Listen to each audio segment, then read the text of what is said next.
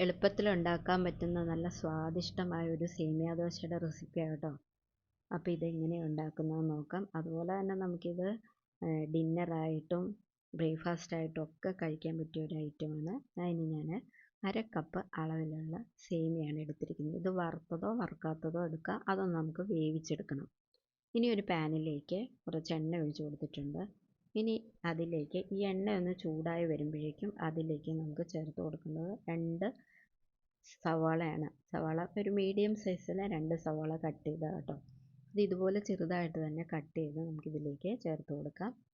അതൊന്ന് ഇളക്കി കൊടുത്തതിന് ശേഷം ഇനി അതിലേക്ക് ചേർക്കുന്നത് 2 പച്ചമുളകാണ്.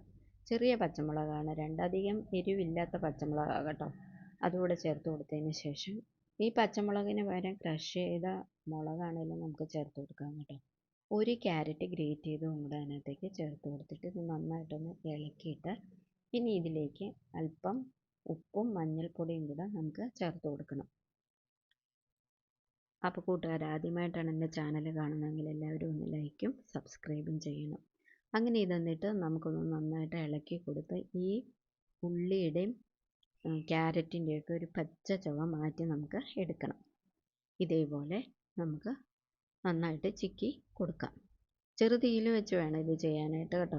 ഇനി ഇതിലേക്ക് മല്ലിയില അരിഞ്ഞതും കൂടെ നമുക്ക് ഇതിനകത്തേക്ക് ചേർത്ത് കൊടുക്കാം. മല്ലിയില ഇല്ല എന്നുണ്ടെങ്കിൽ മല്ലിയിലയ്ക്ക് പകരം നമുക്ക് കറിവേപ്പില ചേർത്ത് കൊടുത്താലും മതി. ഇപ്പോൾ ഇത് നന്നായിട്ടൊന്ന് ഇതിൻ്റെ പച്ച ചുവയൊക്കെ മാറിയിട്ടാണ് നമുക്ക് സ്റ്റവ് ഓഫ് ചെയ്തൊന്ന് മാറ്റി വെക്കാം. അപ്പോഴേക്കും നമ്മുടെ സേമിയയൊക്കെ നന്നായിട്ട് വെന്തിട്ടുണ്ട്. ഇനി നമുക്കിതിൻ്റെ വെള്ളം ഒന്ന് മാറ്റിയെടുക്കാം. ഇനി ഒരു ബോളിലേക്ക് ഞാനൊരു 1/2 കപ്പ് അളവിലുള്ള ഗോതമ്പ് പൊടിയാണ് എടുത്തിരിക്കുന്നത് കേട്ടോ. ഇനി അതൊന്ന് നമുക്ക് നന്നായിട്ടൊന്ന് മിക്സ് ചെയ്തെടുക്കണം. കുറച്ച് വെള്ളം ആദ്യം ആഡ് ചെയ്ത് കൊടുക്കുക. ഒരു കുറുകിയ പരുവത്തിൽ വേണം ആദ്യം അതൊന്ന് മിക്സ് ചെയ്ത് എടുക്കാനായിട്ട്. ഇതുപോലെ വിസ്ക് കൊണ്ട് മിക്സ് ചെയ്ത് കഴിഞ്ഞ് കഴിഞ്ഞാൽ ഇതിൽ കട്ടയൊന്നും ഉണ്ടാവില്ല. ഇനി അതിലേക്ക് 2 മുട്ടയാണ് ഞാൻ ചേർത്ത് കൊടുക്കുന്നത്. 2 മുട്ട പൊട്ടിച്ച് ഇതുപോലെ ഒഴിച്ച് കൊടുക്കാം. അതിനുശേഷം ഇതേപോലെ വിസ്ക് കൊണ്ട് നന്നായിട്ട് നമുക്ക് ഇതുപോലെ മിക്സ് ചെയ്ത് കൊടുക്കാം. ഇത് വിസ്ക് കൊണ്ട് ചെയ്യുവാണെങ്കിൽ ഒട്ടും കട്ട കെട്ടത്തില്ല കേട്ടോ, അതേപോലെ കിട്ടും.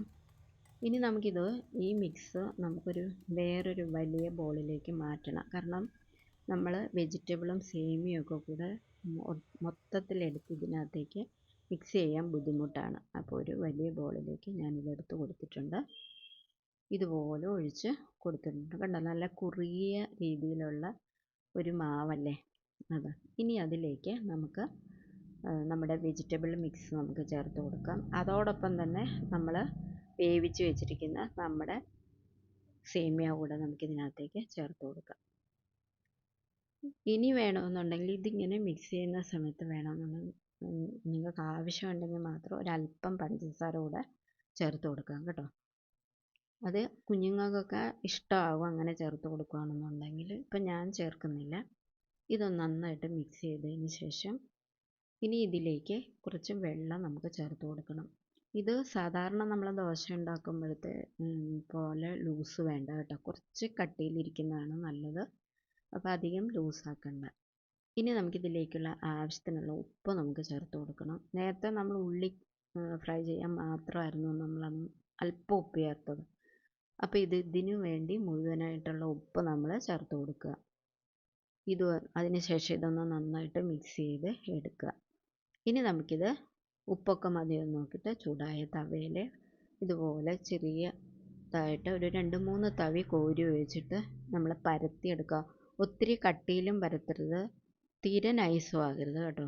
അങ്ങനെയാണെന്നുണ്ടെങ്കിൽ നമുക്ക് മറിച്ചിടാൻ ബുദ്ധിമുട്ടായിരിക്കും. ഇനി അതിലേക്ക് ഒരു ഭംഗിക്ക് വേണ്ടിയിട്ട് ഒരല്പം മുളക് പൊടി വേണമെങ്കിൽ ഒന്ന് സ്പ്രെഡ് ചെയ്ത് കൊടുക്കാം.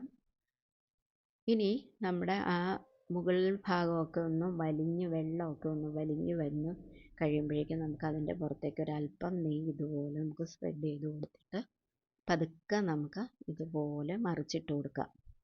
സൂക്ഷിച്ച് വേണം മറിച്ചിട്ട് കൊടുക്കാനായിട്ട്, ഇല്ലാന്നുണ്ടെങ്കിൽ അത് പൊട്ടിപ്പോകാൻ ചാൻസ് ഉണ്ട് കേട്ടോ.